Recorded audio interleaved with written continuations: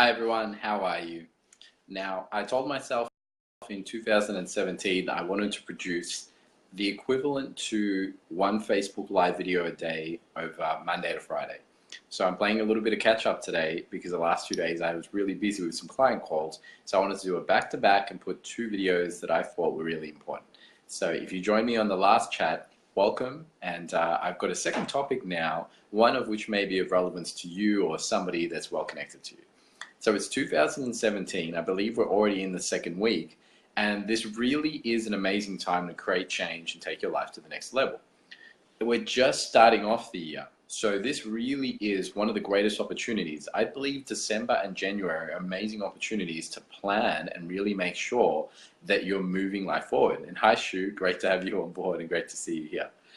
So what could really help you in 2017? And I think emptying the trash is one of the things that would really help you out. So when we talk about like a spring cleaning, even though it's summer for most of you that are watching, in Australia anyway, anyone else in America, I believe it's fall or something. One of the greatest things that you can do, especially at the start of the year, is just take out all of the trash.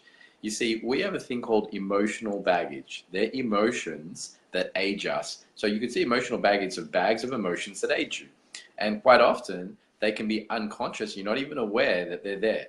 And then you can carry them around with you and they'll get triggered off. Something will act like a beacon that then you respond to. And later on, you go, what the hell was that about?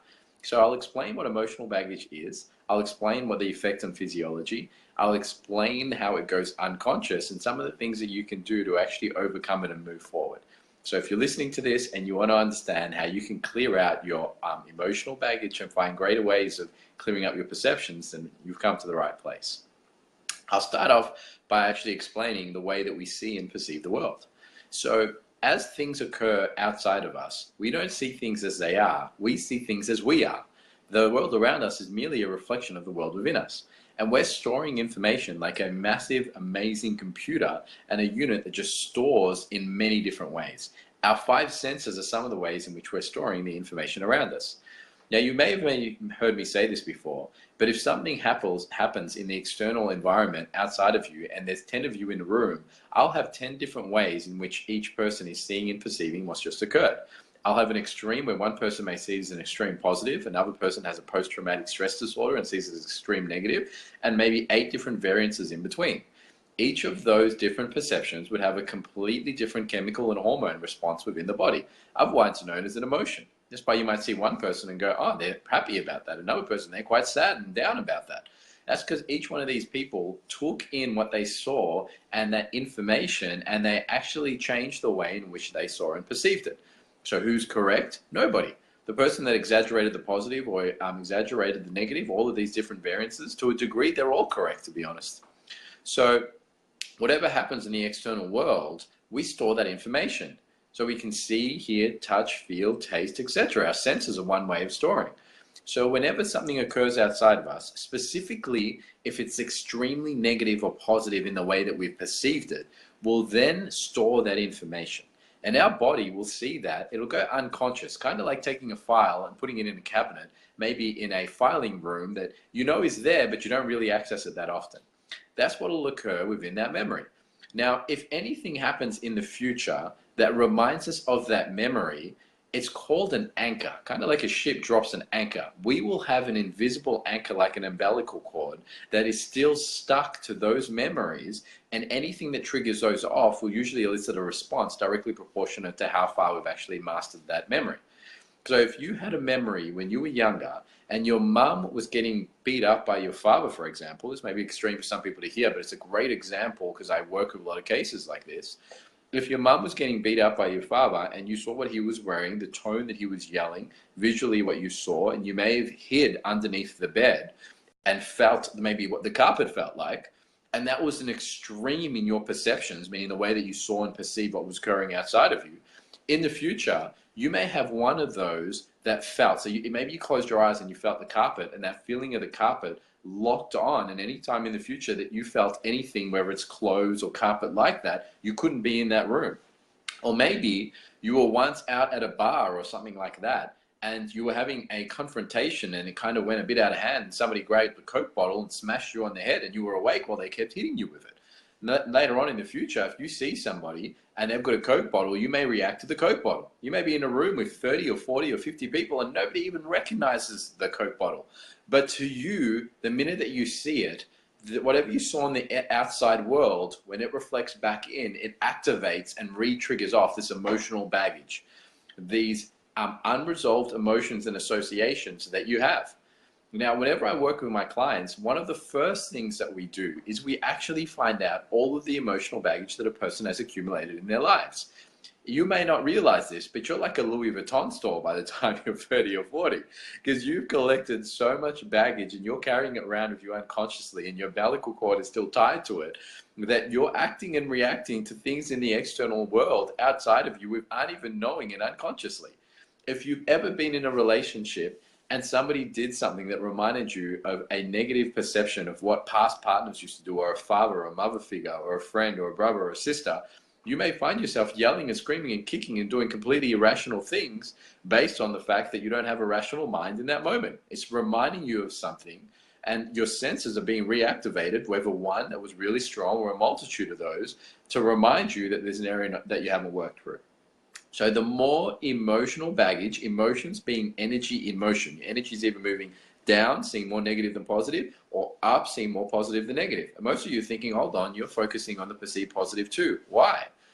If I got into a relationship, I'm in one with Renee, but when I first met her, if I said she's all positive, all nice, all good looking, never mean, always appreciates me, will never do anything that hurts me, and I just listed nothing but positive things for 10 minutes in this live chat, each one of you after a while would start to go, I would probably back down on that a little bit. She's human and worthy of love, but this one-sided fantasy that you're creating, she can't live in that world, and you're going to let yourself and her down.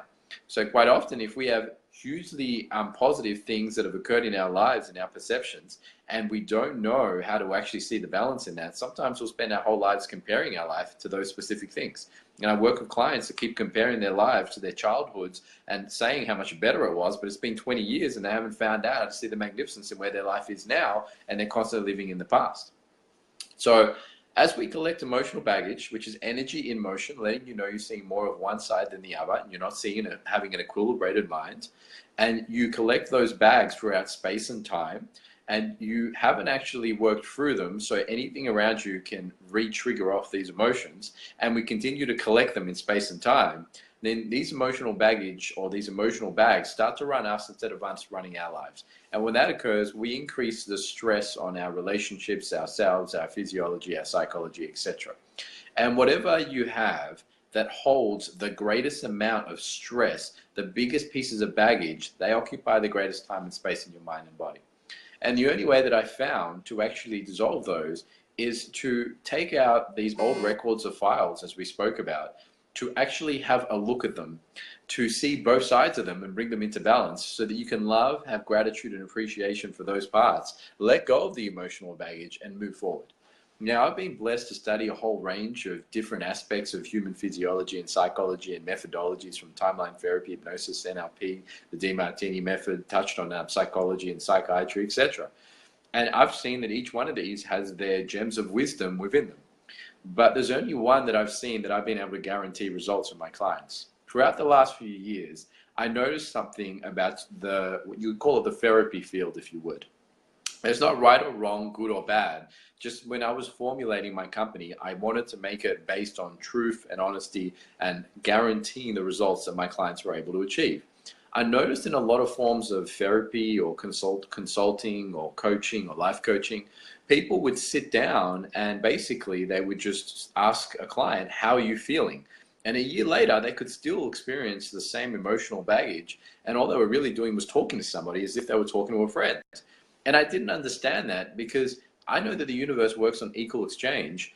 And the clients that were coming in, they wanted an equal exchange. And their exchange rate was, I will tell you what's going on, and I expect your professional wisdom to assist me and guarantee that I can overcome the emotional baggage and the charges and the emotions that I'm experiencing and move forward.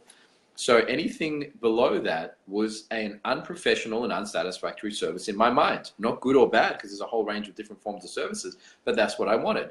And when I did some market research and asked my friends who had seen different forms of therapy, etc., how did you feel after that? They said, I felt a temporary sense of relief when I had the conversation and felt someone was listening, But I also got frustrated in space and time. The more time I spent and the more that I still had the same problems that I was working and talking through. It seemed like a sense of insanity to pay somebody to still feel the same way. So I wanted to find out what could really produce results and what could work with emotions and equilibrating the mind, equilibrating the body, and listening to that. Well, through my discoveries, I've found an amazing methodology called the DiMartini method. For those of you that are interested in learning some more about that, you're more than welcome to touch base with me, or even go to YouTube and type in the DiMartini method and see what that's all about. There's a few videos where John talks about it and elaborates a lot more. But through working with hundreds of clients, instead of just having conversations, actually getting specific on what it was in their past that was creating the emotional bags that they were carrying onto, and working through those and actually equilibrating the mind and seeing both sides. So they were no longer emotional, but they were grateful and appreciative and could see both sides as serving them. I found that in the future, when something similar occurred to what had happened in the past, instead of triggering off something, especially in a relationship, when they actually worked through their past relationships, instead of punishing their partners for whatever had occurred in the past, now they became balanced and appreciative and communicated, and were also grateful that it occurred and grateful for what that was allowing them to see and do and move forward with. So my greatest recommendation is, if you're experiencing emotional baggage, if you're having things outside of you that you haven't learned how to balance and you're carrying that with you, it has a toll on the body. It creates dis-ease and disorder within our physiological bodies, and it occupies time and space in your mind because it's trying to let you know to move forward from that. So it's wise to learn tools and resources where you can regain the power, increase your resilience, and move forward in a way where you can let go of the past, be present in the moment, look forward towards the future, and be resilient for whenever something similar to that could occur in the future. And you're worthy of doing that. And I mentioned this in the last video, but I'll mention it again because it really is that important to me.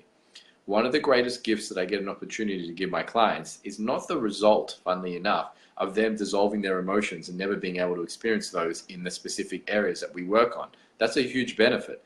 It's not the wellness and well-being that gets restored to the body when they actually have an opportunity. And hi, Manny, great to see you on board. It's not just the wellness and well-being that they experience when they let go of large amounts of emotions and they experience enlightenment and their shoulders feel lighter or things like that. That's great too. But one of the things that I really love is the ability for you to take your time back. I've almost died 8 times. Time is one of the most valuable commodities that we have. And if you had an opportunity to take 10 years of something you were trying to get over, let's say you were about to die tomorrow, and I said, what would you want? You just want to say, I want to be present and I want to spend time with the people that I love and let them know that I love them. Well, if you've been trying to overcome some emotional baggage for 10 years and you could go back 365 multiplied by 10 and have that done within a day, which I've seen happen day after day, then you would have such a drastic amount of your time back to do something amazing, inspirational, find the benefits and the drawbacks, the blessings and the stressings of your journey, share that with others and allow them to live through your magnificence. You'll either assist people through inspiration or desperation. You can live an inspirational life where they look at that and go, oh my God, I want to live like that. I want to follow their footsteps. Or through desperation where they go, I don't want to look like that. I don't want to ever live like that. I guarantee you that it's worthwhile investing in learning how to manage your emotions, balancing your perceptions, overcoming past baggage so that you can lead through inspiration and not desperation, and have your whole life be a legacy and a mission based on all of the challenges that you were able to overcome, seeing both sides of those challenges and appreciating those parts of your life and letting them go. So just like a hard drive, your mind is like a hard drive. You can clear it up and there's more space in there for you to do the things that you love and inspire others.